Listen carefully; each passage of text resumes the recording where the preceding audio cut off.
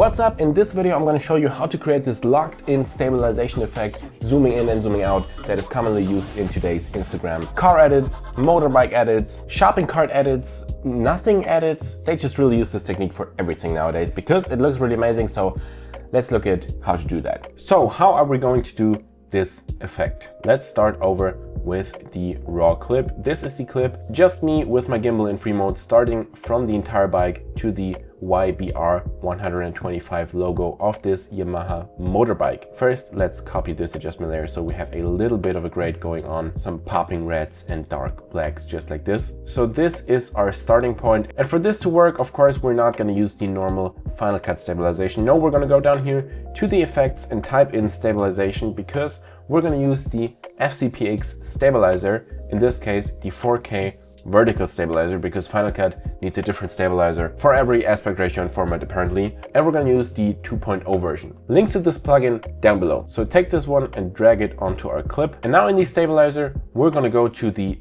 track editor. Make sure to go to the beginning of the clip and now put the tracking mark onto the point you want to track. In my case, it's of course this logo right here, and then hit the track button. In this case, we want to just have the position. Sometimes you want to have the position and rotation, not the position and scale, of course, and not position, scale, and rotation. Sometimes position and rotation if you want to have your horizon on one level, but in my case, since I'm tilting the camera, we don't want the rotation to track. So just the position only and track it forwards. Looking pretty good. The track is staying on the B. There we go. And now we just hit export data. Please close the window, confirm, and then close the window. And now we can see nothing happened because in our tracker we have to hit stabilize on. Now we can see the image gets mirrored right here, and right here, because the tracker is moving the image to every side to track the middle point, which results in the edges not being covered. So in this case, it's mirroring the edges, but we don't want that. At least I don't want that, because it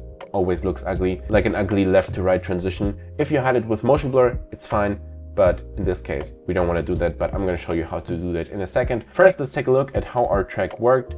So looks pretty stabilized to me. Great, we're going in here, amazing. But again, we don't want these mirrored edges. Of course, we could just crop in, but then we don't really perfectly see where the mirroring is happening. So we're going to go down to the tilt aspect ratio and put all of these sliders to the side to see what we're working with. There we go. Now we have a straight line and we can see how much we have to crop in. So go down to the offset scale and then just basically hit your upwards arrow until you can't see the layer down below anymore and it's covered on all edges. Now we can scroll down through the entire clip and we can see in the beginning it's still not covered. We could keyframe that so that it's on 19 here and zoomed in even more right here, but in this case let's zoom in all the way from the beginning, so 30 it is. And now if we scroll through the entire clip, we can see the edges are covered through the entirety of the clip. Looks already pretty good. Now let's do the speed ramp. Now I made a dedicated video about speed ramps in Final Cut, which is on screen somewhere right now. If you want to know how to speed ramp in Final Cut in greater detail, be sure to watch the video. It's also linked at the end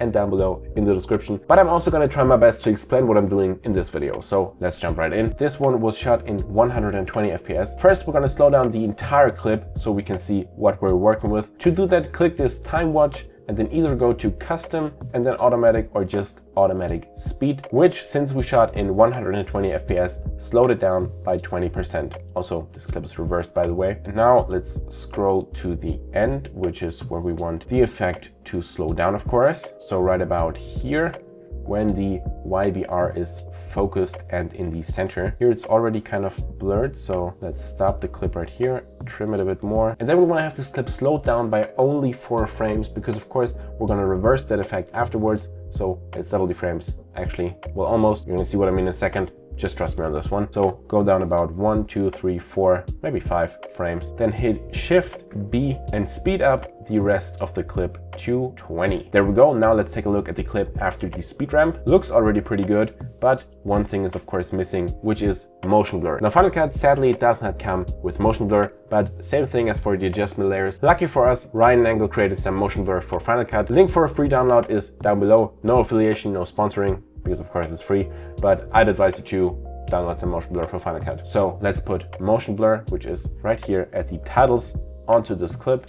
I'm always going with the moderate motion blur, put it over the fastened speed ramp. And now once we play it back, we can see we have some motion blur, which looks way better. Now, how do we create the reverse effect? For this, we're gonna have to select the motion blur and our Speedramp clip, hit Option and drag it to the side to duplicate it. Now we're gonna have to do a right click and create a new compound clip, because otherwise we can't reverse a Speedramp clip. We're gonna have to pre-compose it first. So type in maybe pre-comp Speedramp or something like that. And also very important, leave the motion blur in it. So hit OK.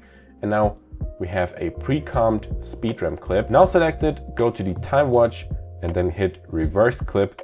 And now match it to your other clip. And now one pro tip to make the transition from the first to the second clip way better and not stop in between, because of course the last frame of the first clip and the first frame of the second clip is the same clip, so it's shown twice and kind of creates a somewhat jitter, or at least takes away some of the smoothness. So I'd advise you to trim the first clip of your pre-composition and then match it up again. And now once you play it back, you can see we have this nice locked in stabilization going in and out of whatever you're focusing on. That's it from this video. That's how you create this awesome locked in stabilization effect. I really hope you enjoyed it. If you did, please be sure to hit that like button and also consider subscribing right here for more videos just like this one. More tutorials right here. And I will hopefully see you in the next one. Goodbye.